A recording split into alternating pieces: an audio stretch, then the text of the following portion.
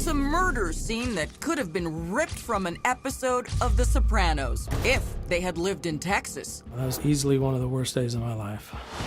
The multi-millionaire owner of a trash collection company, a race car driver, a ladies' man, shot to death in his easy chair, execution style. He was shot in the head, chest, and leg.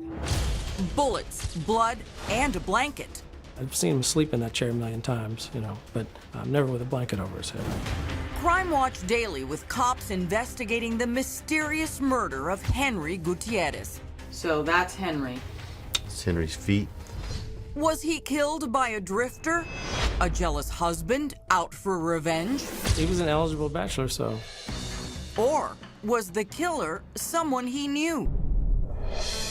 Henry Gutierrez lived in Schertz, Texas, a suburb of San Antonio. It's been ranked as one of the best places to live in the U.S. We have a population, I think, right now of 36,000. I consider it a small community. We're pretty close for outside San Antonio, but we don't have a big crime rate here. Was Henry one of the richest men in town? In Schertz, most likely. He was one of the richer people, money-wise, in Schertz. But despite his many millions, Henry didn't flaunt his wealth. Your father was very successful. Yes, ma'am. But he lived kind of a modest life. You wouldn't know that he was a multimillionaire if you looked at him, that's for sure. He's kind of a hippie. A hippie who made a lot of green from garbage.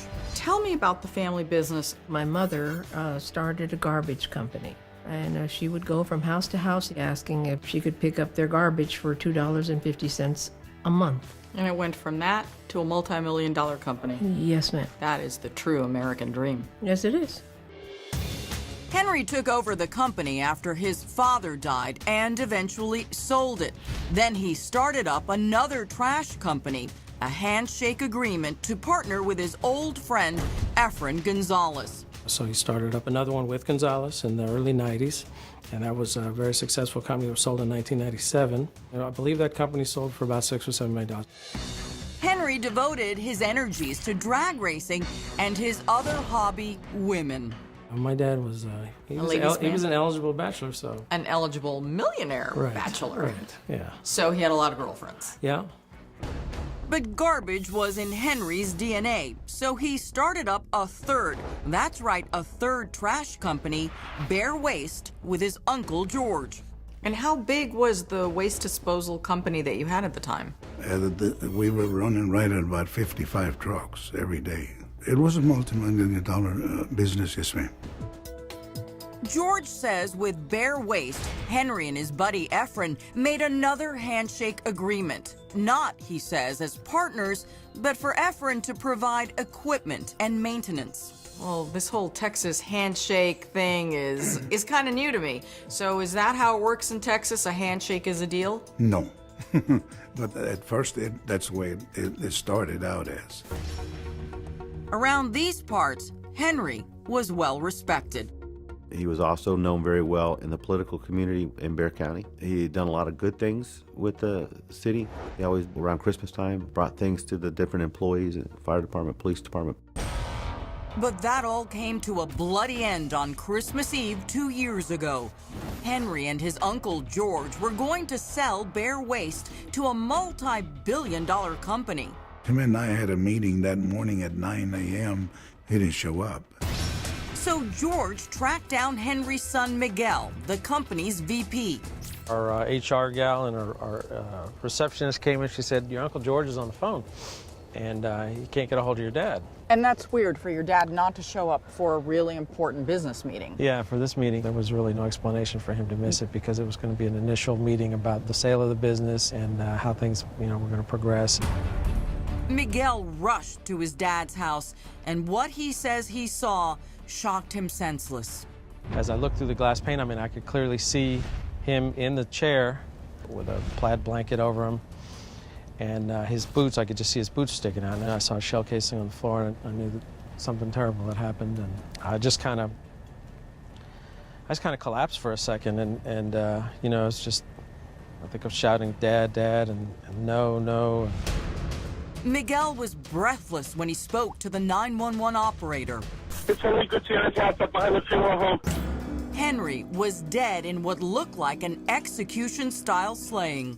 So, given that he had a blanket over him, that he was sitting in a recliner, what do you make of this? The blanket would indicate to me normally that someone that was close to him or knew him would do something like that, so you don't see the face of the person. So, I guess what I'm trying to figure out is, it's not a normal thing to have a blanket over your head. So, if you try and put a blanket over someone's head, they're going to fight. If they're conscious, yes, ma'am, they would fight. So, what are you suggesting? That Henry was deceased when the blanket went over his head.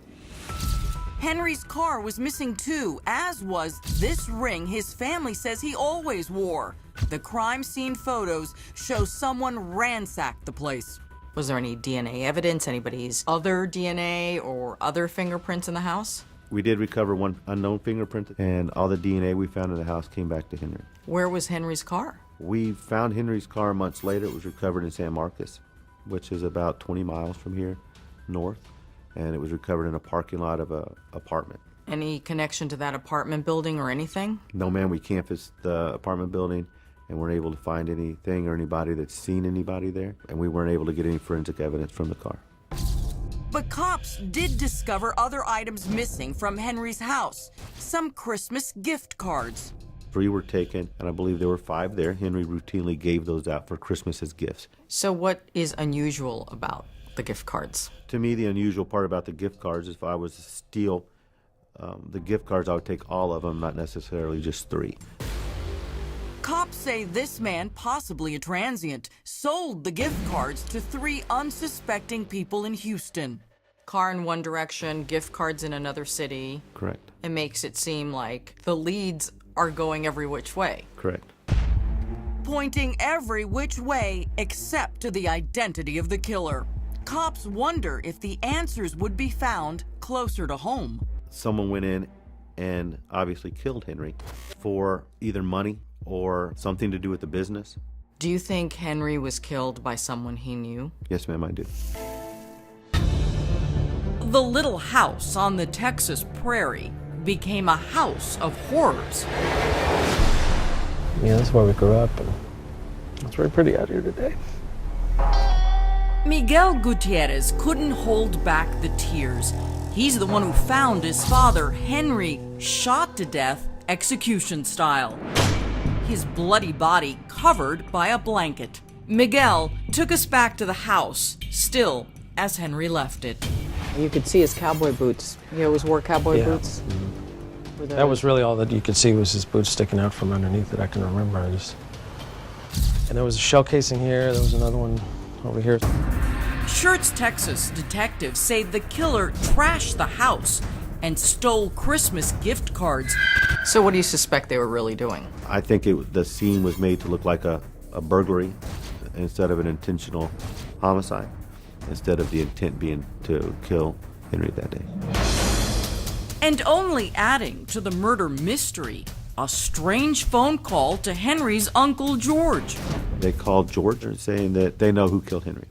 We were able, of course, to backlog that phone and see where it came from. It came from a convenience store in Houston. We weren't able to develop any body or anything from that phone call. So who are the persons of interest?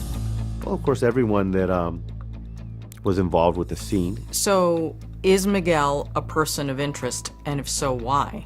I personally told Miguel that him and his sister are persons of interest for the simple fact that you have a will change, even though they may not have benefited directly from it. And Miguel is being cooperative with us, by the way. And that change in the will removed Miguel as the executor. He claims that wasn't a sore spot between him and his dad. Did he change that in a way that became unfavorable to you or your sister? No, and they should have told you that. He changed it to my Aunt Chris. And I told him I was thankful for that.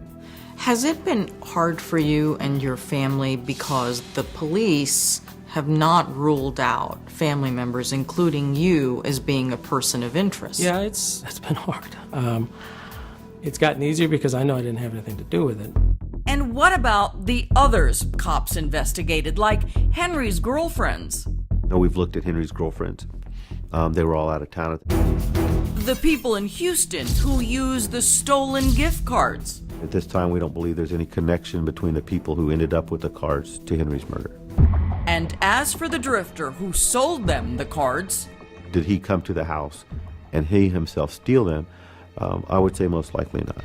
the cops have never found the shadowy-looking drifter, and all those leads went nowhere. So could Henry's killing be related to business?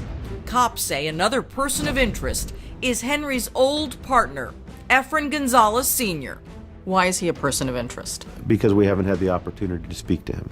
He wants us to speak to his attorney. What about Efren's son? Efren Jr. has talked to us. He has been cooperative with the investigation.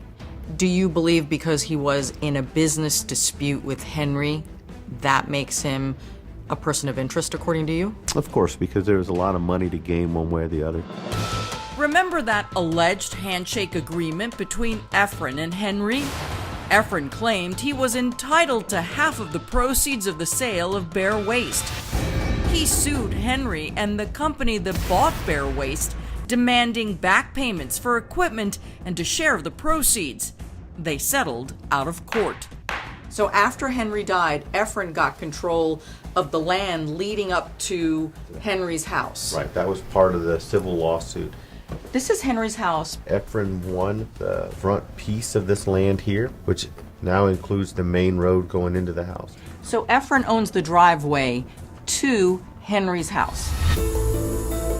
We wanted to get Efren and his son's side of the police department's claims they are persons of interest.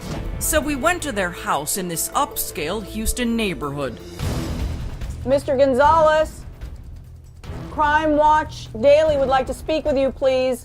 There's no way for me to knock on the door or ring the bell because this is a locked gate and the doorbell is there. We don't know if anyone was at home. So we're going to go see if we can find them at work, maybe.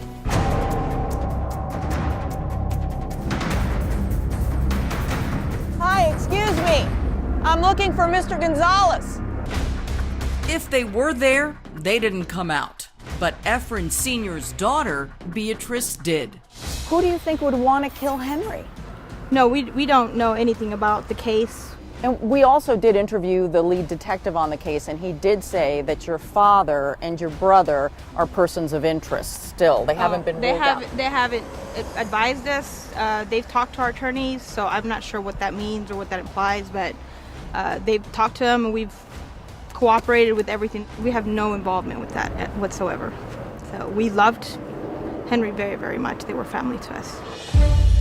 While Efren, his son, and Henry's son Miguel are persons of interest, they are not considered suspects.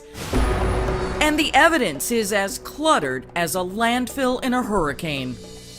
There is a $75,000 reward for the capture and conviction of his killer, but no one has claimed the reward. This is a family fractured forever by an unsolved murder. Christmas must be very hard for you. Christmas will never be the same for us. Christmas Eve, instead of buying a gift, I buy a poinsettia to put at the cemetery. I'm sorry. Thank you. I'm sorry too.